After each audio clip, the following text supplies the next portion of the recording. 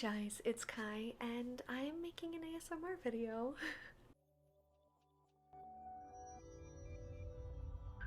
Why are you such a copycat? Hi, please don't judge me.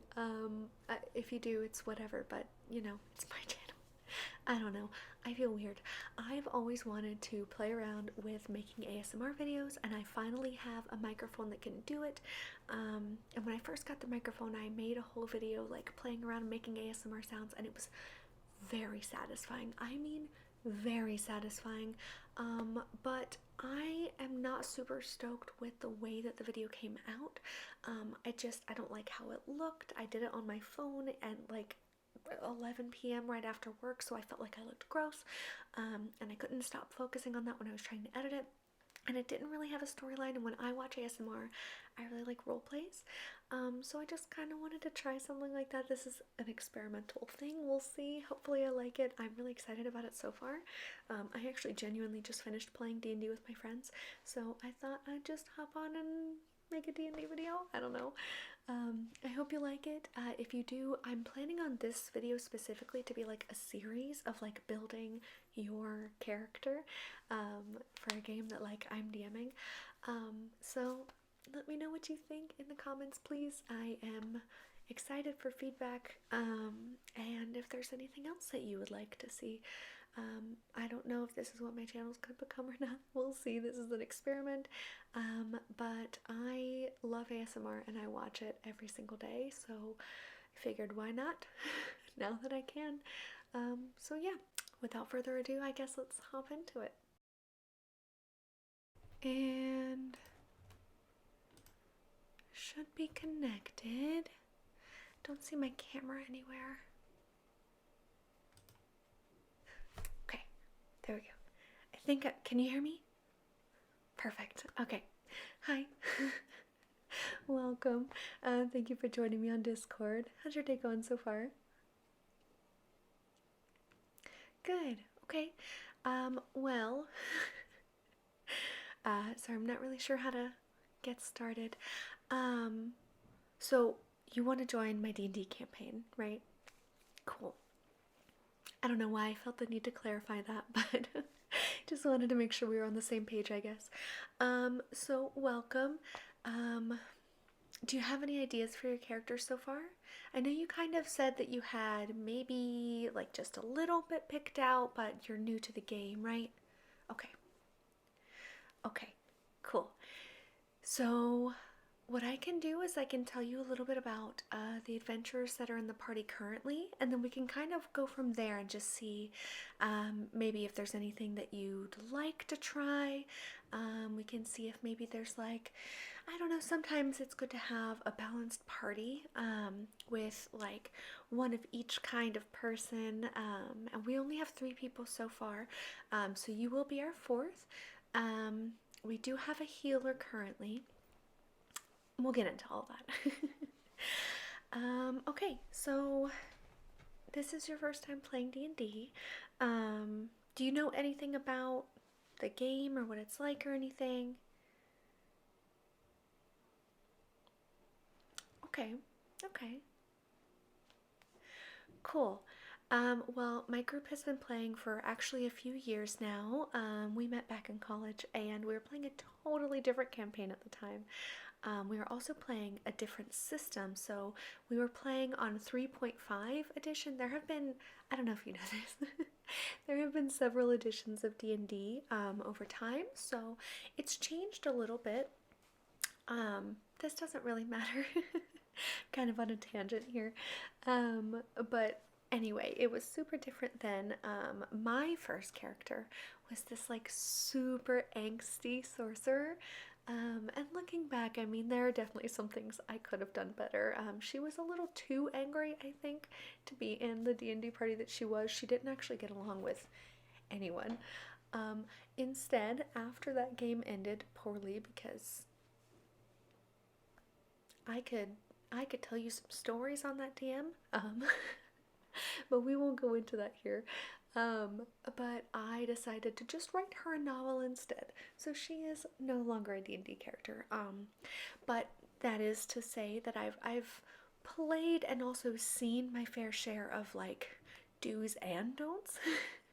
So hopefully I can help you make something that is going to really mesh with our group as it is, and also something that's going to be super fun for you to play. So yeah. Um, okay, so I guess I can start off by telling you. Sorry, I have an eyelash. By telling you who all is in the party so far. Oh my god, I thought I got it. It was not an eyelash, it was a cat hair. My cats might interrupt us from time to time while we're on Discord here. Just a heads up. I've got one sleeping on the bed right now and one. Where is she? I just saw her a minute ago. I think maybe she's under the bed. But anyway, they might come out and interrupt us, but there's that.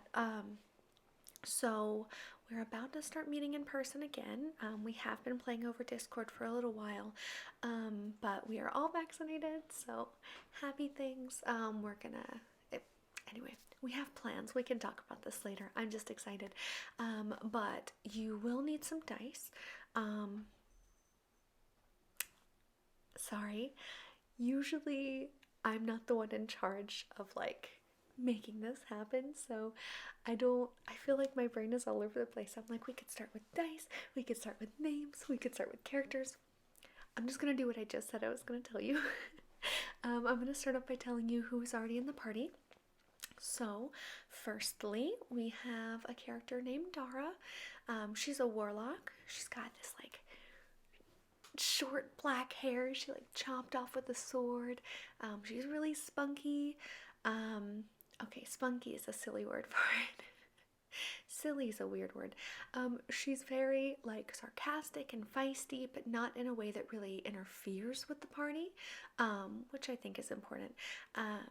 She gets along really well with everyone for the most part. She has a bit of back and forth with another character. They kind of bicker from time to time, but deep down they love each other.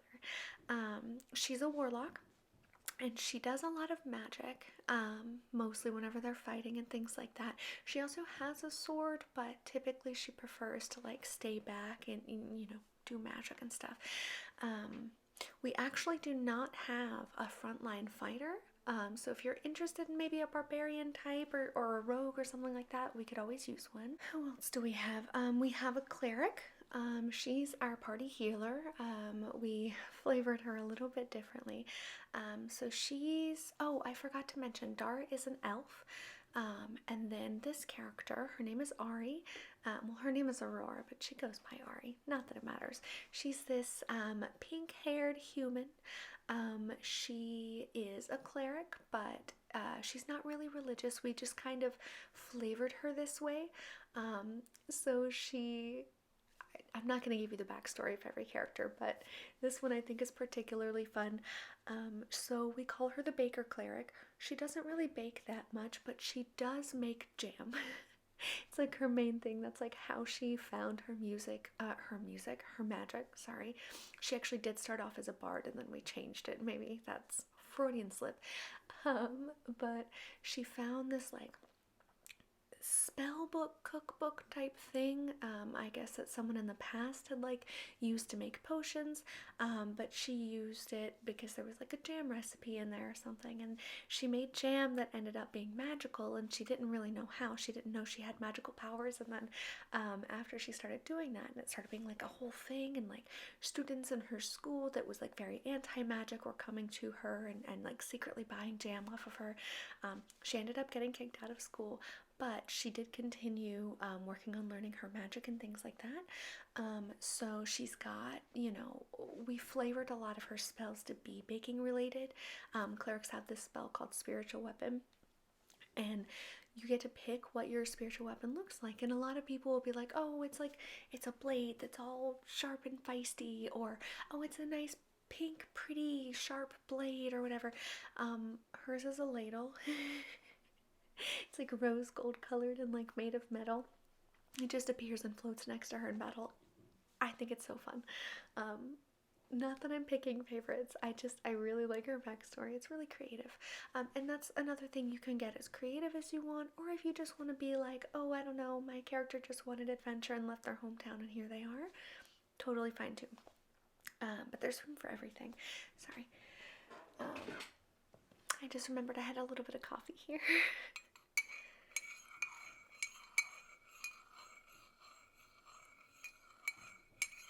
been sitting for a minute, so just in case the sugar kind of separated. My throat was also getting a little bit dry. Anyway, so we have those two, and then our third character, her name is Max. She is I think it's called a rock gnome. It's a class that I hadn't heard of until the player made their character and like showed me their sheet, and I was like, oh, interesting. But essentially, she's like a gnome, but she's got like rockish skin. Really interesting. I'll have to show you a picture later when I find it. Um, but I believe she was flavored as a rogue. So she does like a lot of the lock picking and looks for traps whenever they're in dungeons and things. But she also runs like an alchemy shop in this town that doesn't allow magic. I'm not sure why I made that like a theme in some places, not everywhere. Because where the party is currently, magic is allowed, but I just think it's interesting to have little pockets of places that don't allow magic. And so Max has this alchemy shop in the middle of a town that doesn't allow magic. So it's kind of under the guise of like, oh, healing your ailments and stuff, and like good for your skin. But that's just for like people who don't know anything and they wander around in the shop and they're like looking around and they're strangers. But if she knows you well enough, or if you happen to meet the right people who give you like her password or whatever, I don't remember what it is. I think she told me at one point, I just don't remember. But if the people know the password, then she'll be like, gotcha, you're cool with magic, all right, let's work on it and see what you need done. It hasn't really come up that much in game yet, but she has been able to like make things for some of the other party members before, so that's been pretty cool. It's helped out in that sense at least. But yeah, for the most part, everyone that we've got is very like magic heavy. So if you want to do magic too, that'll be really cool. You can fit in really well with them. Or if not, if you just wanted to like be on the front lines and like just barbarian, like raging, like we could also use one of those.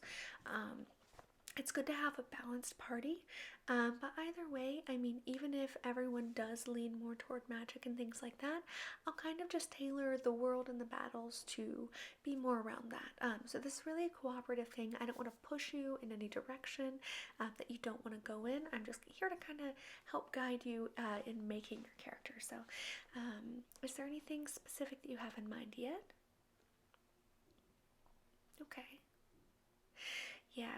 Yeah, barbarians can feel kind of basic. They can be good to start off with if you don't really know what you're doing, but also I totally get how exciting it is to start off with magic, and my first character was a sorcerer, so I can't say anything. Although I will say, if you do go a sorcerer, they're a little bit squishy, and by squishy I just mean that like they have lower HP, so it's easier for them to die. It's the same thing with wizards, although we don't actually have a wizard, so if you want to do that.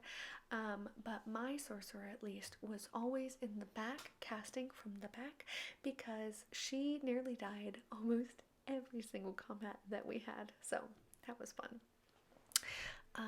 But in the meantime, 5e classes. I'm just gonna pull this up and then read it from my phone too. I guess I could do it on my computer, but I'd rather have like the video call up. And then I'll just read off the classes to you just in case, so I don't forget anything and they're better at describing things than I am. So we're gonna go to D&D Beyond. They're a good like go-to site. They're actually where we put all of our character sheets on. Okay, so here's a list of classes. We can choose race after class, I think, just because I already have the classes pulled up. But so Barbarian is one that we already talked about. A fierce warrior of primitive background who can enter a battle rage. I feel like that sentence doesn't make sense, but their hit die is a d12, which means that's the die that you'll roll every level. Well, not you, because you don't want to be a barbarian, but that'll be the die that you roll every time you level up and you're upping your HP. So they would roll a d12. I think wizards are like Maybe they're not a D4, but in my mind they're a D4. I'll see it in a second. I've been playing D&D for like 6 years and I still forget these things. But in my defense, I started off on a different system. But I've also been playing 5e, the edition that we're going to be playing for like 3 years now, 4 years. So there's really no excuse, but it's fine. Next up, we have a really fun class. I've played some of these before. It's the Bard. You've probably seen memes about them online. It's an inspiring magician whose power echoes the music of creation. They have a D8 for their hit die, which is still pretty good. Primary ability is charisma, and their saves that they are, oh, what's the word? It's a bonus. Oh, I forgot the word. But the saves, whenever you roll a save, like I need you to roll a dex save because if you don't, you're going to trip over this thing or whatever. Their saves are dexterity and charisma, so they get an extra bonus to those. Next up is another class that we already have in the party. You can always pick one of the classes that we already have if you want.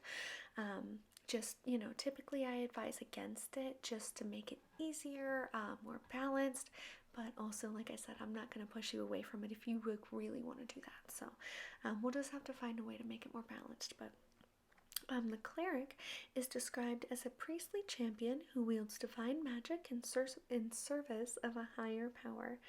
They have a D8 as well. Their primary ability is wisdom, and their saves are wisdom and charisma. Personally, I really like high charisma characters, so I've played bards, I've played clerics, I've played warlocks, although I don't remember if they're a charisma character, but I don't know. I feel like I always flavor everything that way. I actually am playing a rogue in another campaign, an arcane trickster rogue. So it's a rogue, but who has like a little bit of magic. And she is like the highest charisma character I think I've ever played. And not like class specific. I just made her this way because you are also allowed to like make your character be a certain class, but then make them good at things that are outside of the class. It can be interesting to give them flaws. But her name is Rowan. She's a changeling, so she can like change her appearance. But she's got like this like sultry southern accent, and she like flirts with people, and I don't know. She's interesting. She's like, I think I put her as chaotic neutral, but she can be like she's a bit of a criminal, so she's fun to play. Like I said, you can get as creative as you want. Druid is another fun class and one that we don't have one of right now. A priest of the old faith, wielding the powers of nature and adopting animal forms. They also have a hit die of D8. Primary ability is wisdom, and their saves are intelligence and wisdom. I like druids a lot. They're just nature types. Like that's like their main thing, and they have a lot of really cool abilities. They're the ones that can polymorph, turn into like animals and things. They're really cool. So if you're interested in that, we can do that. We've got a fighter, which is not super different, at least in my opinion, from barbarians. I'm sure there are differences, but the fighter is described as a master of martial combat, skilled with a variety of weapons and armor, with the D10 hit die, so that's less than the barbarian. Primary abilities are strength or dexterity, and saves are strength and constitution. Really quick, just a disclaimer, I have never played a fighter or a barbarian myself just because I've always been too tempted by the magic, so I don't really know the differences between the two that much, but if you're interested, we can look into it. Another class I've never played but have thought about is monk. It also says that they are a master of martial arts, but they harness the power of the body in pursuit of physical and spiritual perfection. So they're typically a little bit religious, but they've got like really cool, like they're good at acrobatic type stuff. They have a D8 for their hit die, which is not bad. Primary abilities, dexterity, and wisdom. You don't have to pick one. And the saves are strength and dexterity.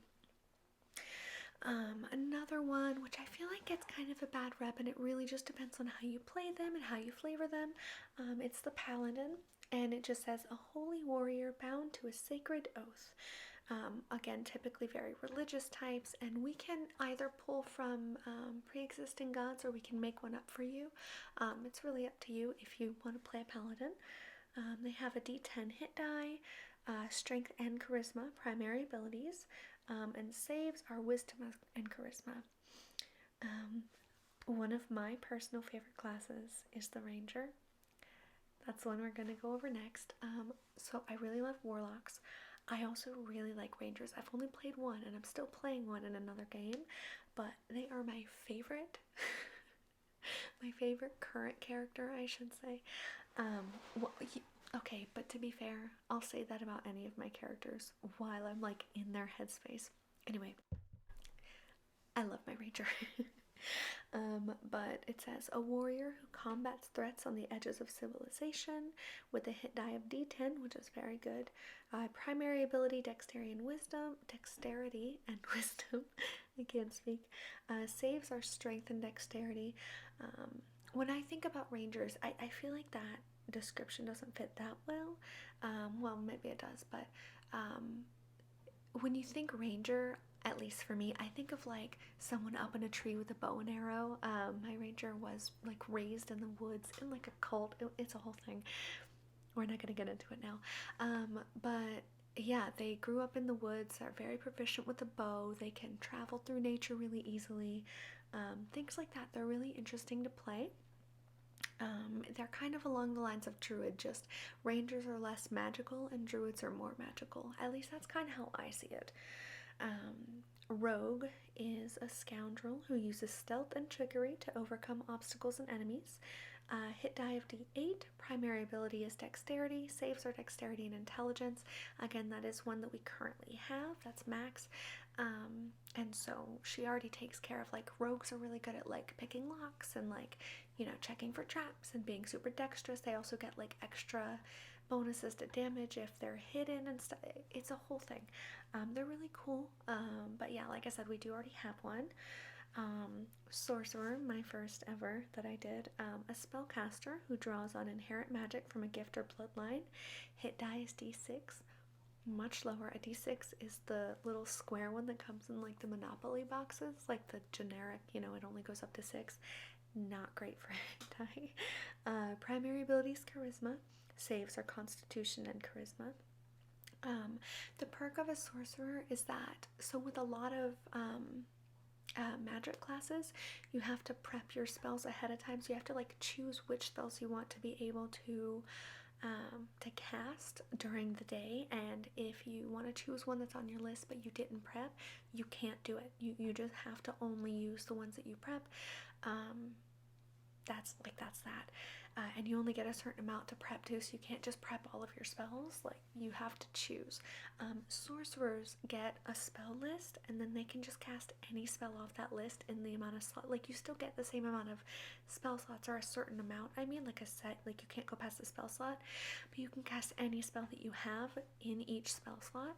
And once you're out for each level, but like, you don't have to be like, I don't need this spell, but I need this spell, but I prepped this one and not this one, and now I'm fucked. So that's definitely a plus. Just, again, lower HP, hit points, lower health, essentially. I don't know how many things are like how many things I need to describe.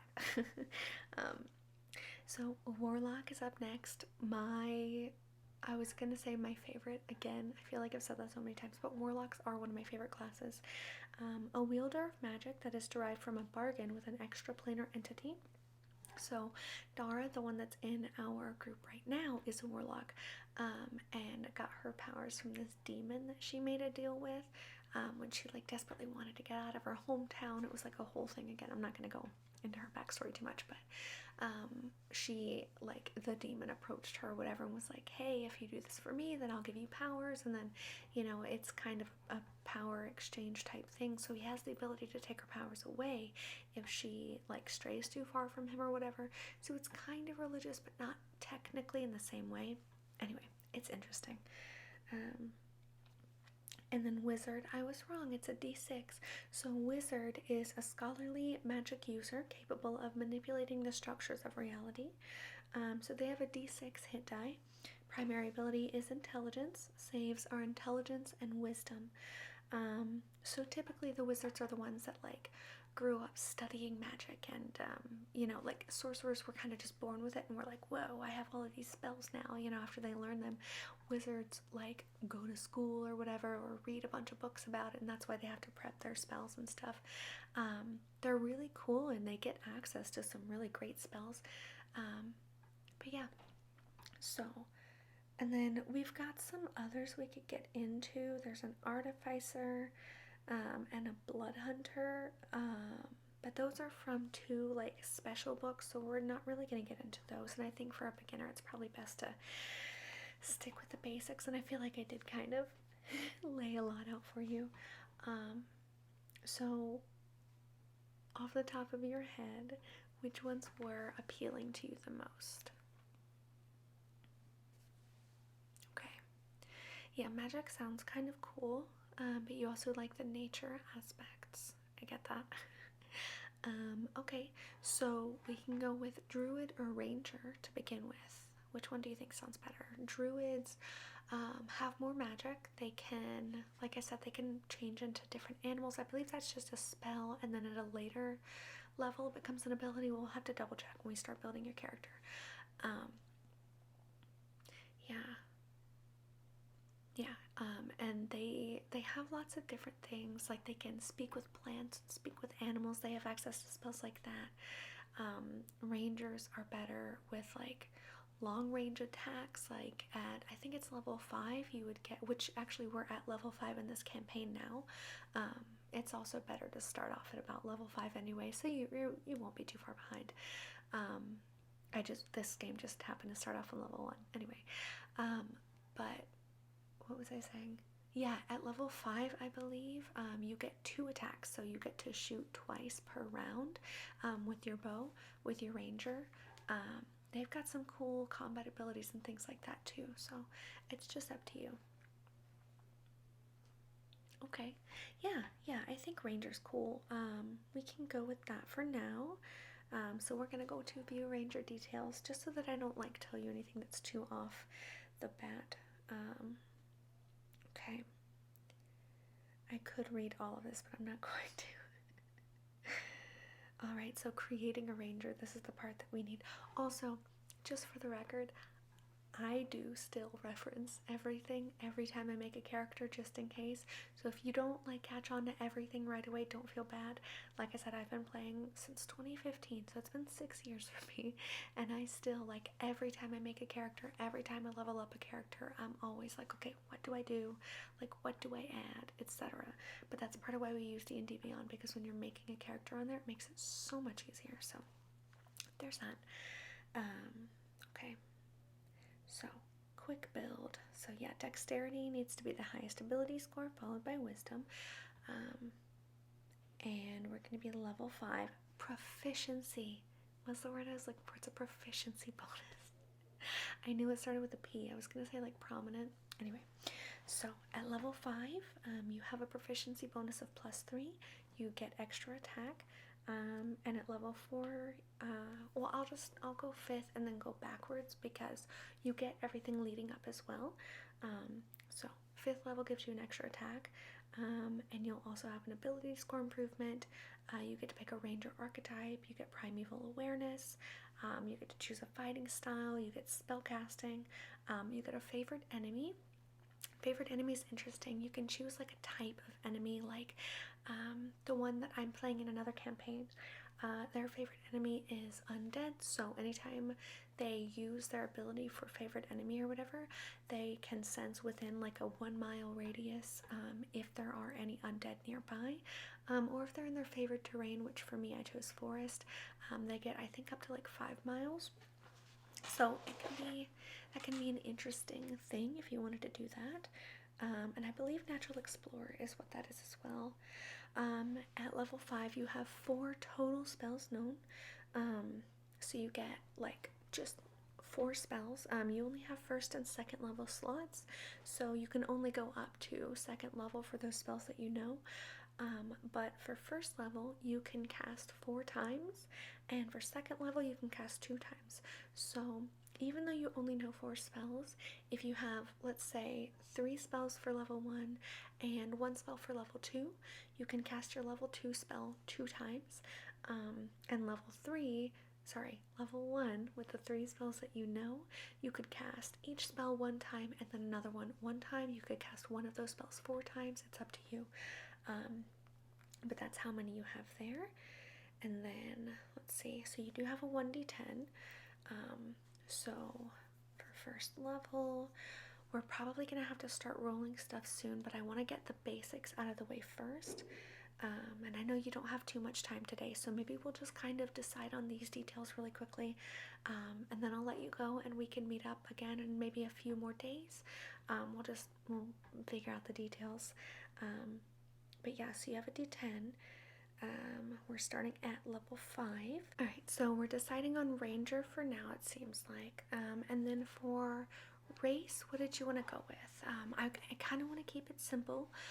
So just because this is your first character, so you could be a human, you could be an elf, you could be a half elf if you wanted to be, and that half could be human or it could be orc. You could be a halfling if you wanted.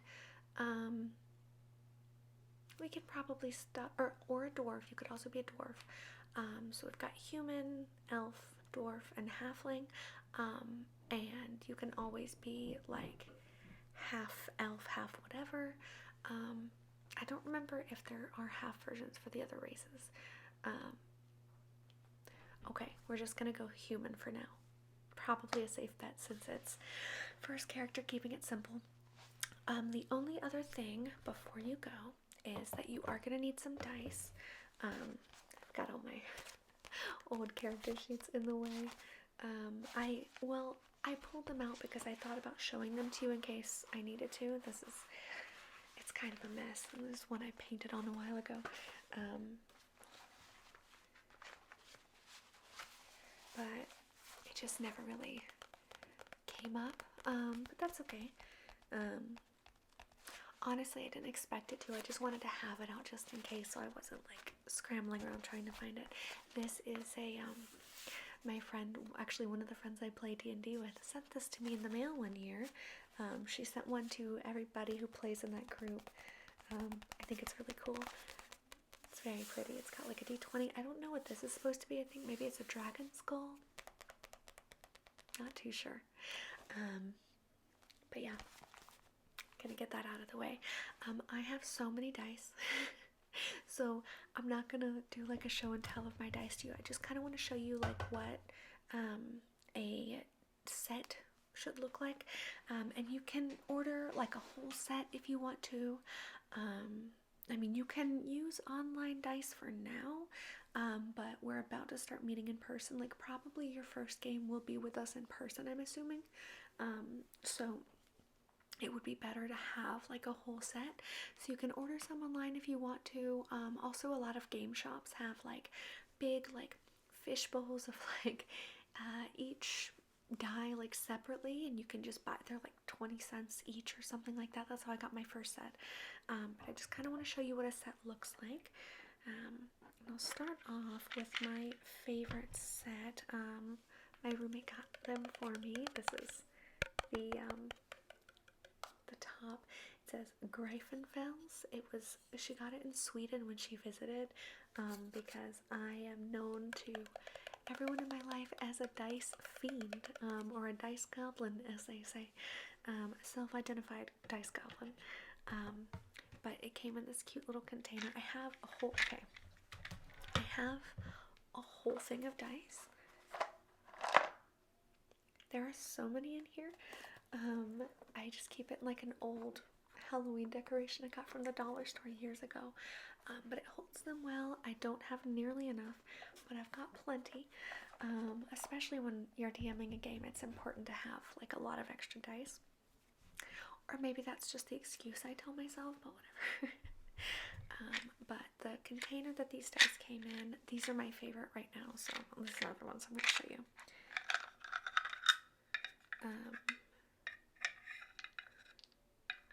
I just realized the text on the bottom says Marble Series Chocolate and Cream Number Gold, and then it says KR. I'm assuming that's the currency they used on there. It says 119.00. Um, I'm hoping. Okay, I'm assuming it translates to being much cheaper than that because obviously it's not going to be $120 in the US. So, and it's a set of dice. I'm sure they weren't that much. I would feel really guilty if they were. But anyway, this is one of my favorite sounds in the world.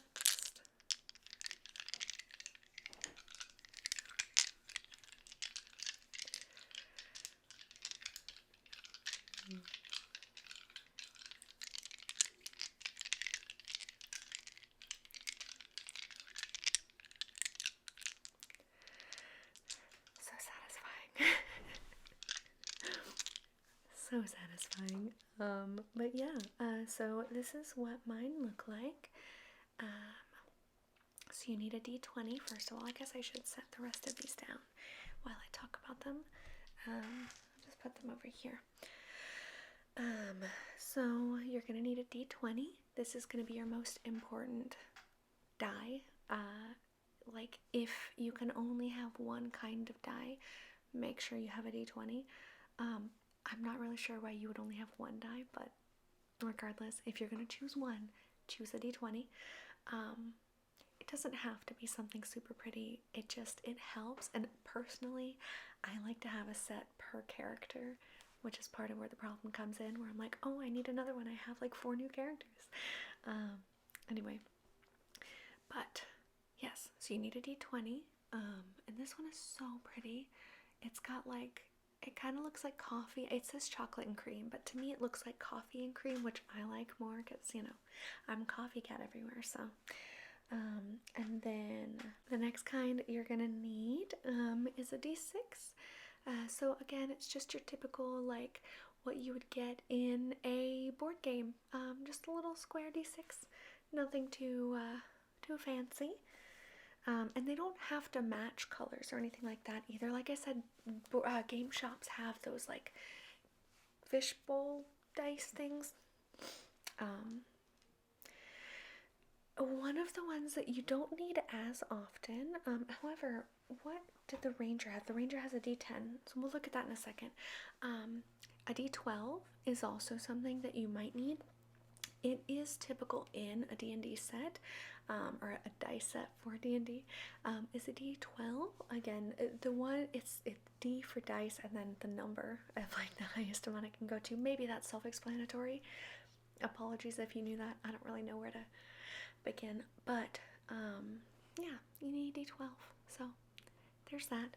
And then after that, since you are choosing a ranger, you need a D10 for your hit dice. So this one's interesting. It kind of looks like a little like top or a UFO. But it goes 1 through 9 and then it's 0.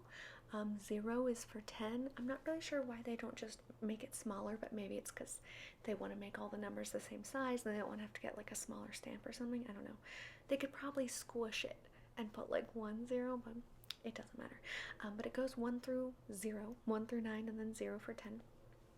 And then in addition to that, and this isn't necessary, but it is standard, so I'm just going to show you what comes in a standard set. So there's that. There's the D10. And then there's the exact same thing, except it's a D100, and it goes like 10, 20, where's the 330, etc., all the way up through 9, and then instead of a 0, it's 2 zeros. So that's 100. And that's usually just for like percentile things, or like if you're doing like wild magic or something, just that kind of thing. Again, much less important than even the D12, which I rarely use, but it's good to have just in case. Another one that ends up being pretty popular, I don't remember what short bows are. Again, we'll look into this next time. I'm sorry, I know you have to go. But there's a D8. It looks like a little diamond here, just 1 through 8. This one's good for like the warlock's hit die, and some weapons do a D8 damage. Also spells have like different damages too, so that's another reason it's like good to have one of every kind just in case. So there's that. And then the last one, which is also pretty common to use, is a D4. This is the one that you see the jokes about, where people are like, stepping on Legos is bad. But have you ever stepped on a D4? And they're not wrong. um, but yeah, so these are little pointy guys. These are a lot of the time used for like health potions or other spells or low level weapons. Like I think a dagger is a 1d4, just things like that. So that is about what you need. I do have a set that is mismatched, so if you can't find one, sorry, I'm just playing with my dice. Like I said, I love that sound. But I can always loan you my mismatched set if you can't find a set yourself before the first session that you come to. But yeah, do you have any questions before we go? Perfect. Okay, sounds like a plan. I will shoot you a message after this with the times and days that I'm free over the next week or so. And then if you could just let me know your schedule with those, we can figure out another time. Hopefully where we have a little bit more time to sit down, and we can actually officially make your character sheet. But we've at least got a basis now, so you're a ranger, so if you want to start thinking about backstory, how you grew up, did you grow up in the woods or did you grow up like near, I don't know, in a town that like explored in the woods? Were you a hunter-gatherer, or are you like young and just experiencing the world for the first time? If you want to think about some motivations and things, currently the party is in a big city, so for whatever reason, you're gonna end up there. So if you want to start kind of brainstorming like what kind of character you want to play, and we're going with human. Yes, okay, we're going with human. Perfect. So yeah, start working on that. Gender, name, things like that. You don't have to be too specific with anything, but as long as you have an idea, it should be easier to work with. And yeah, we'll officially make your character sheet next time, and then after that, as soon as we can, we'll introduce you to the party. Awesome. Okay, well, thank you so much for joining me. And until next time, I guess I'll see you when it's time to get started. Perfect. Okay, see you. Bye.